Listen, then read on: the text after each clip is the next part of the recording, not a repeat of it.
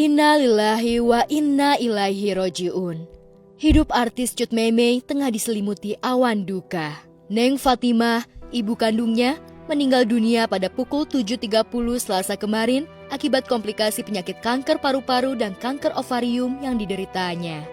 Tangis Memey dan Vivi adiknya langsung pecah saat jenazah ibundanya yang ditutupi kain batik diusung ke rumah duka di kawasan Bekasi, Jawa Barat. Di ruang keluarga, Memey dan segenap keluarga besarnya lantas kusyuk membacakan kalam ilahi di depan jenazah.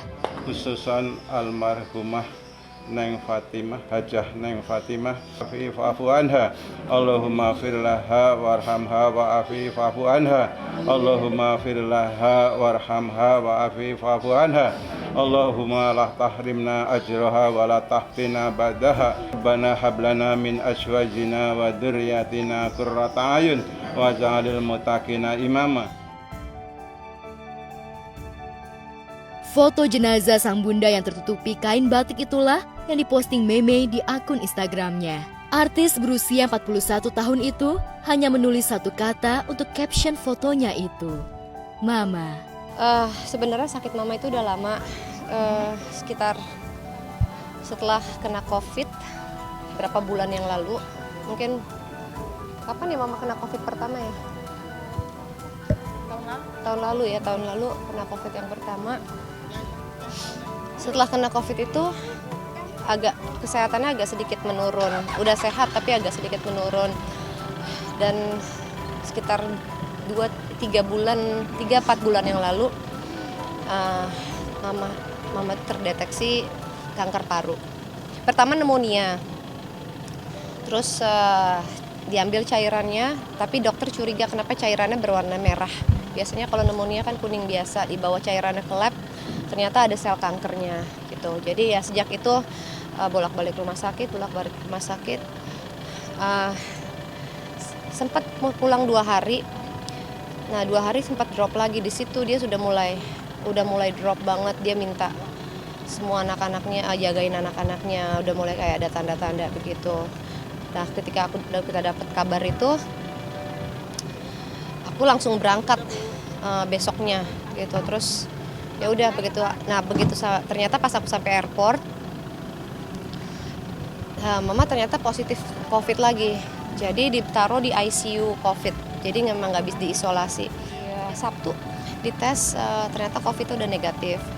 Terus sama dokter ahli parunya juga minta tes ulang lagi karena nafasnya agak masih sesak.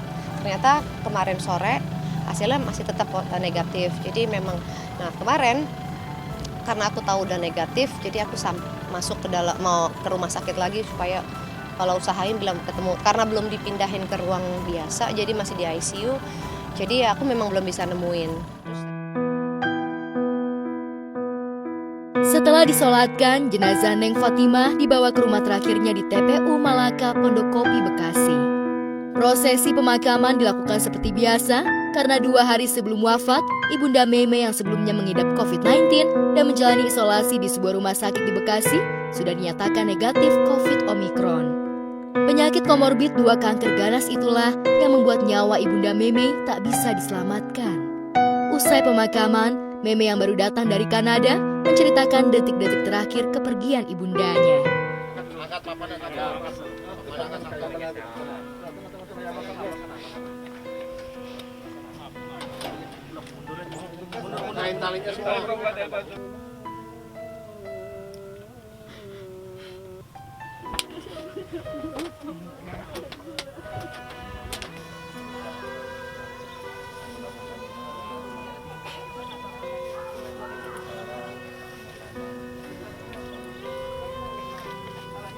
Ketemu sama mama yang bener-bener itu waktu aku mau berangkat ke Kanada hampir 3 tahun yang lalu gitu. Makanya begitu aku dengar mama kritis, aku udah nggak mikir lagi, anak-anak semua aku tinggalin.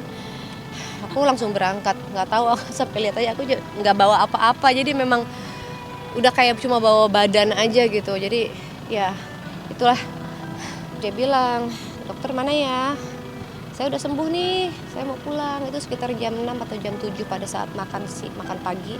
Saya mau pulang, saya udah sembuh gitu. Jadi ya itu dia, ternyata pulangnya nggak ke rumah. Tak hanya bagi Meme dan Vivi, anak-anaknya, almarhumah juga menjadi panutan bagi Kusnandar adiknya.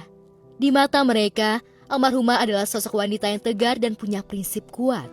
Beliaulah yang mendidik Meme dan Vivi dengan keras hingga menjadi sukses seperti sekarang. Meme yang 8 tahun lalu pindah ke Kanada, mengikuti suami bulenya, memang tak sempat lagi meramaikan dunia sinetron Indonesia. Namun sosoknya masih melekat di benak sebagian masyarakat, lantaran selain menjadi pesinetron, di masa jayanya, Meme juga merambah dunia tarik suara dan presenting. Lantas seperti apa percakapan terakhir Meme dengan ibundanya? Benarkah semasa hidup Neng Fatimah menginginkan Meme pindah kembali ke Indonesia? Ini rencana aku sama adik aku, Pipi yang lagi hamil. Kalau udah dia melahirkan, rencananya mau sama-sama ke Kanada, ke rumah aku. Terus mungkin nanti adikku pulang duluan, mungkin mama sama aku dulu berapa bulan gitu, nanti pulangnya sama aku. Itu dia sih rencana yang memang belum sempat gitu, itu aja. Sakitnya 1 tahun terakhir, belum lama. Jadi ngedrop aja, langsung drop gitu kan. Karena apalagi kan pandemi nggak kemana-mana. Jadi ya mungkin kangen juga sama anaknya yang di Kanada, barangkali ada rasa kangen. Ya kemarin sebenarnya sempat ini juga, sempat bertemu, sempat naik, membaik ya kan. Sudah membaik tapi memang sudah terlalu ngedrop ya, barangkali yang berkuasa berkehendak lain. Ini mungkin yang terbaik gitu. Ya.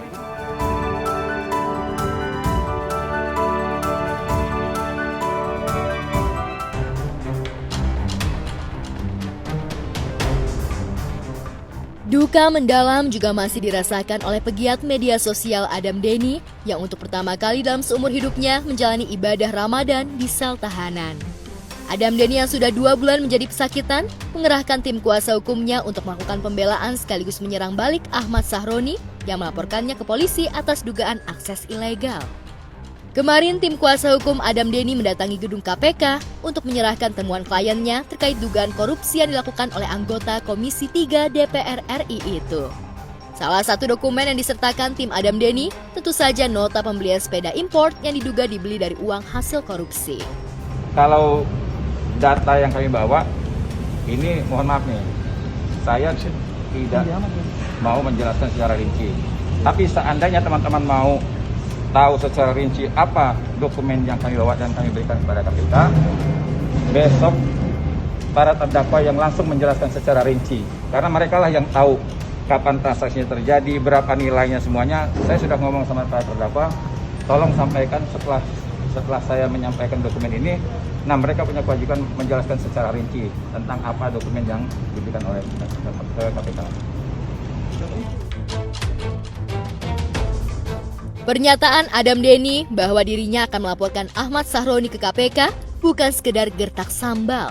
Adam Denny tak gentar meski seluruh hukumnya di-backing oleh sejumlah pejabat. Di tengah keterpurukan ekonomi rakyat akibat COVID-19, Adam Denny seolah ingin menunjukkan bahwa ada wakil rakyat yang seolah tega menari-nari di atas penderitaan wong cilik. Hanya saja, jalan yang ditempuh Adam Denny untuk mengungkap kasus korupsi tak diamini oleh sejumlah kalangan dan termasuk pelanggaran hukum. Pasalnya, ia nekat mencuri data dari akun media sosial para pejabat. Padahal Adam Denny bukan penegak hukum seperti polisi maupun KPK, tapi hanya aktivis dan pegiat media sosial. Lantas, apa kata pihak Adam Denny terkait isu yang menyebut dirinya autolapor ke KPK untuk mencari dukungan setelah pledoinya ditolak Majelis Hakim Pengadilan Negeri Jakarta Utara? Pertama, saya advokat nih. Kami mendapatkan surat kuasa dari klien kami, Adam Denny, yang sekarang jadi terdakwa. Nah, kemudian kenapa saya katakan bahwa kedatangan kami di sini bukan untuk laporan, tapi memberikan informasi terhadap dugaan tindak pidana korupsi. Karena saya juga, mohon maaf nih ya teman-teman, saya juga harus menggunakan kata-kata yang sesuai dengan undang-undang. Karena kami jadi kuasa di sini atas nama organisasi. Nah, kebetulan saya dan teman-teman yang rekan lainnya sudah sepakat. Kami sebenarnya tidak mau head to head pada si lawan kami, enggak. Cuma mau nggak mau kami harus menyampaikan informasi dugaan tindak pidana korupsi ini. Karena apa? Karena terkait dengan pembelaan klien kami. Karena ada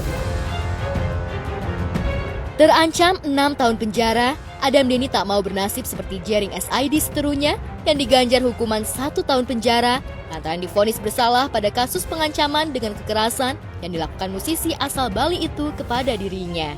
Hanya saja, bulan Ramadan ini menjadi momen krusial bagi status hukum Adam Denny. Setelah hasil sidang putusan sela memutuskan menolak pledoi Adam Denny dan meneruskan persidangan dengan pembacaan materi pokok perkara, pegiat media sosial bertubuh kurus itu harus berhadapan dengan JPU yang berambisi memberikan hukuman maksimal untuknya. Karena ada 2 undang-undang yang mau kita coba di sini. Sementara klien kami menghadapi undang-undang ITE.